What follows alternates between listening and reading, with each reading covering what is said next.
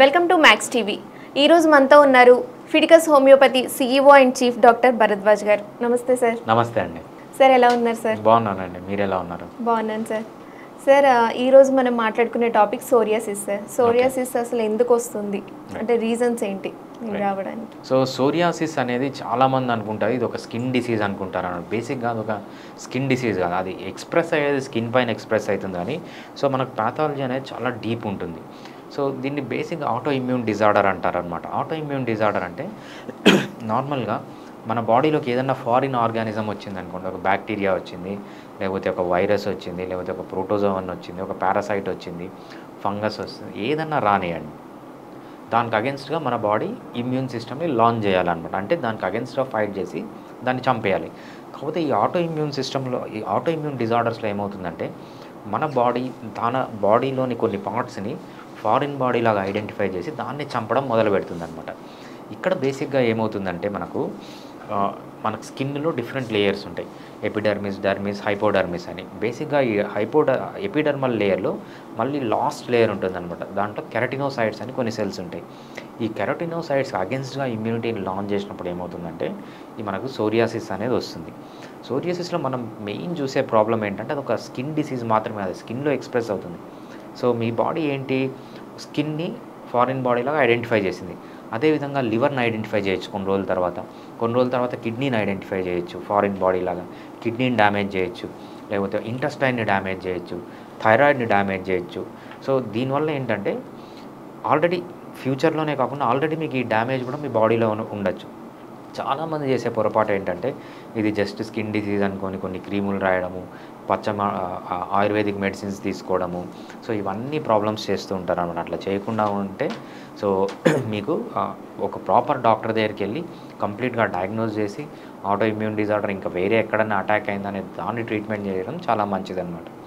అంతేకాకుండా కొంతమందిలో ఏమవుతుందంటే ఒక 10% ఆఫ్ ది పీపుల్లో 10 years తర్వాత పాలిఆర్థరైటిస్ నోడోజా అని ఒక డిసీజ్లోకి వెళ్తుందన్నమాట. ఇక్కడ ఏమవుతుందంటే పాలిఆర్థరైటిస్ నోడోజాలో సో ఈ స్కిన్ పైన ఉండేది వీళ్ళ జాయింట్స్ని అటాక్ చేస్తుంది. ఎప్పుడైతే ఈ జాయింట్స్ని, బోన్స్ని అటాక్ చేస్తుందో వీళ్ళలో మనం చూసే సిమ్టమ్ ఏంటంటే సింపుల్ జాయింట్ పెయిన్స్ దగ్గర నుంచి సీరియస్ కండిషన్లో ఏమవుతుందంటే బోన్స్ అన్నీ డెస్ట్రాయ్ అయిపోయి మనకు చెయ్యి అనేది 4 to 5 centimeters ఉందనుకోండి, అది 1 centimeterగా అయిపోతుంది అనమాట. అంత సివియర్ కండిషన్ అనమాట ఇది పాలిఆర్థరైటిస్ అనేది.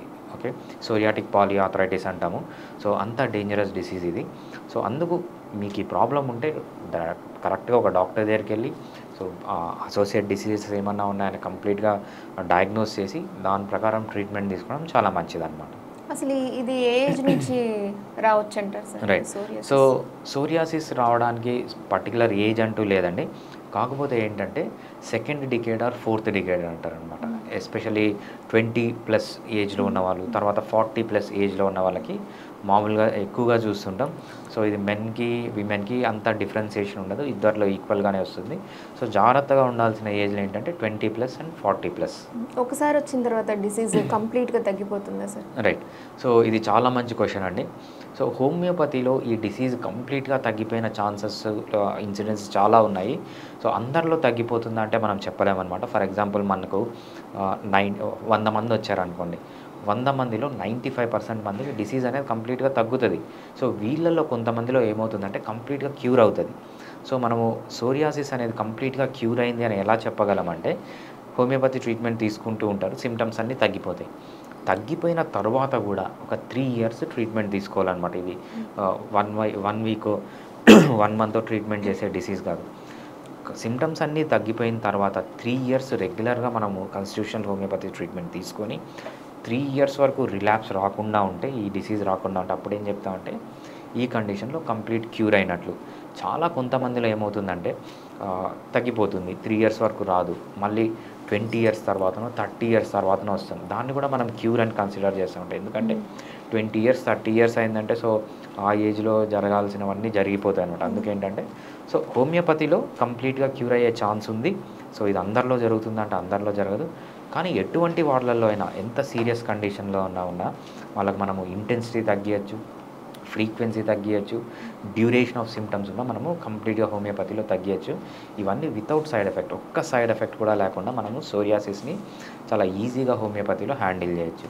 సక్సెస్ రేట్ కూడా సోరియాసిస్లో ఎక్కువ ఉంటుంది. ఫర్ ఎగ్జాంపుల్ విటిలిగో తీసుకున్నారనుకోండి, విటిలిగోలో ఏంటంటే సక్సెస్ రేటు 50% 50% మందికి తగ్గుతుంది, 50% మందికి మన చేతిలో ఉండదు. ఈ సోరియాసిస్లో సక్సెస్ రేట్ ఎలా ఉంటుందంటే మోర్ దాన్ 95% అనమాట.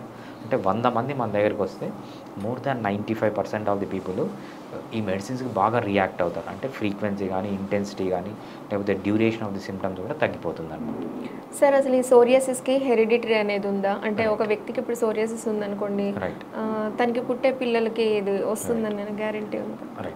సోరియాసిస్ అనేది మోస్ట్లీ హెరిడిటీ డిజార్డర్ అండి. సో వాళ్ళ ఫాదర్ సైడ్ కానీ, మదర్ సైడ్ కానీ, లేకపోతే సిబ్లింగ్స్ కానీ ఎవరైనా first degree relatives, especially first degree relatives అంటారనమాట. అంటే ఇమీడియట్ రిలేటివ్స్ వీళ్ళలో ఉంటే వీళ్ళకి కూడా వచ్చే ఛాన్స్ చాలా ఎక్కువగా ఉంటుంది. So on top of it ఏంటంటే మనకు కొన్ని ట్రిగరింగ్ ఫ్యాక్టర్స్ ఉండాలి. ఉత్త జీన్స్లోనే ఉంటే సరిపోదు, కొన్ని ట్రిగరింగ్ ఫ్యాక్టర్స్ ఉండాలి. ఈ ట్రిగరింగ్ ఫ్యాక్టర్స్ ఏముంటాయి మనకు? సో కొన్ని మెడిసిన్స్ ద్వారా రావచ్చు, కొంతమందికి ఒబేసిటీ ద్వారా రావచ్చు. ఒబేసిటీ ఉన్నప్పుడు ట్రిగ్గర్ అవుతుంది, కొంతమందికి స్ట్రెస్లో ట్రిగ్గర్ అవుతుంది, కొంతమందికి ఎన్వైర్న్మెంట్ ఉంటుంది అన్నమాట, చల్లంటి ఎన్వైర్న్మెంట్లో ట్రిగ్గర్ అవుతుంది, కొంతమందికి కొన్ని స్ట్రెస్ అనే కాకుండా కొంతమందిలో ఏమవుతుందంటే ప్రెగ్నెన్సీ ఇండ్యూస్డ్ అంటాము. సో డిఫరెంట్ రీజన్స్ ఉన్నాయన్నమాట. సో వీళ్ళకు జెనెటిక్ ప్రీడిస్పోజిషన్ ఉండి on top of it triggering factors ఉంటే సో వీళ్ళలో ఎక్కువ వచ్చే ఛాన్స్ ఉంటుందన్నమాట. సార్ ఈ సోరియాసిస్కి హోమియోపతిలో ఎలాంటి ట్రీట్మెంట్ ఉంది సార్? సోరియాసిస్కి హోమియోపతిలో చాలా మంచి ట్రీట్మెంట్ ఉంటుందండి. సోరియాసిస్లో ఏంటంటే అలోపతి ట్రీట్మెంట్కి వెళ్ళారనుకోండి, అక్కడ వాళ్ళు ఏం చేస్తారు, స్టెరాయిడ్స్ ఇస్తారు. స్టెరాయిడ్స్ ఇస్తే ఏమవుతుంది, స్టెరాయిడ్స్ ఇచ్చిన వెంటనే సోరియాసిస్ మొత్తం తగ్గిపోతుంది. ఎలా?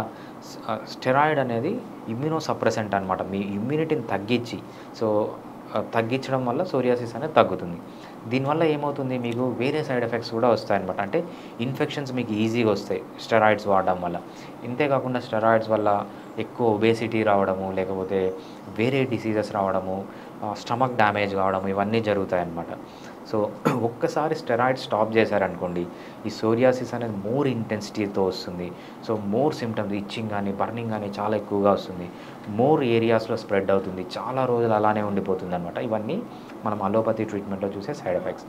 అదే హోమియోపతికి వచ్చేటప్పటికి ఈవెన్ సింగిల్ సైడ్ ఎఫెక్ట్ లేకుండా, అంటే ఒక్క సైడ్ ఎఫెక్ట్ కూడా లేకుండా హోమియోపతిలో సోరియాసిస్ చాలా ఎక్సలెంట్గా ట్రీట్మెంట్ చేసుకోవచ్చు.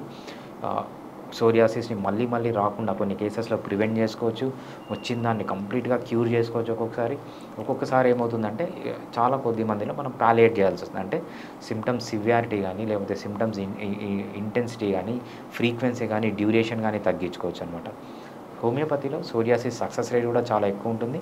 మోర్ దాన్ 95% మనము సక్సెస్ రేట్ చూస్తాం సోరియాసిస్లో. సో ఈ ట్రీట్మెంట్ తీసుకునేటప్పుడు తీసుకోవాల్సిన జాగ్రత్తలు ఏంటి సార్? రైట్. మెయిన్గా మీరు ఏం చేయాల్సి అంటే ఇది ఆటో ఇమ్యూన్ డిజార్డర్ కాబట్టి ఇక్కడ చేయాల్సింది ఏంటంటే 4 ఖచ్చితంగా పాటించాలన్నమాట. ఒకటి, మంచి ఫుడ్ తీసుకోవాలి. Especially sea food, omega-3 fatty acids ఉన్న ఫుడ్ తీసుకోవాలి. ఫిష్లో మంచిగా ఉంటుంది, న్యాచురల్ ఫిష్లో మంచిగా ఉంటుంది. దీంతోపాటు కార్బోహైడ్రేట్ తగ్గించాలి. లో కార్బోహైడ్రేట్ ఫుడ్ పైన ఉన్నప్పుడు ఏంటంటే మీకు ఇన్ఫ్లమేషన్ కూడా తగ్గుతుందన్నమాట. ఇది ఫస్ట్ ఫుడ్లో తీసుకోవాల్సింది. తర్వాత నిద్ర అనేది చాలా ఇంపార్టెంట్. యంగ్ ఏజ్లో ఉన్న వాళ్ళైతే 7 to 9 అవర్స్ కంప్లీట్గా నిద్రపోవాలి. అడల్ట్స్ కూడా 7 to 9 అవర్స్ అనేది కంప్లీట్గా నిద్రపోవాలన్నమాట. దాంతోపాటు రెగ్యులర్గా ఎక్సర్సైజ్ చేయండి. సివియర్ ఎక్సర్సైజెస్ అవసరం లేదు, మీడియం మోడరేట్ ఎక్సర్సైజెస్ అన్న సరిపోతుంది. దాంతోపాటు స్ట్రెస్ ఫ్రీ లైఫ్, ఎంత మీకు లైఫ్లో స్ట్రెస్ ఉంటే ఆ స్ట్రెస్ నుంచి బయటకు వచ్చే విధంగా ప్లాన్ చేయండి. అదేవిధంగా మీకు ఏమైనా హ్యాబిట్స్ ఉన్నా, స్మోకింగ్ కానీ, ఆల్కహాల్ కానీ, లేకపోతే పాన్ చూడడం కానీ, లేకపోతే రీల్స్ చూడడం కానీ, ఏ అడిక్షన్స్ ఉన్నా కూడా అడిక్షన్స్ నుంచి బయటకు వస్తే మీకు ఏంటంటే ఈ సోరియాసిస్ ట్రీట్మెంట్ కానీ, ప్రోగ్నోసిస్ కానీ చాలా మంచిగా ఉంటుంది. రాకుండా కూడా ప్రివెంట్ చేస్తాయి ఈ మంచి హెల్దీ హ్యాబిట్స్. సో ఈ సోరియాసిస్ గురించి తెలియని వాళ్ళకి మంచి ఇన్ఫర్మేషన్ ఇచ్చారు sir. Thank you sir. Thanks అండి.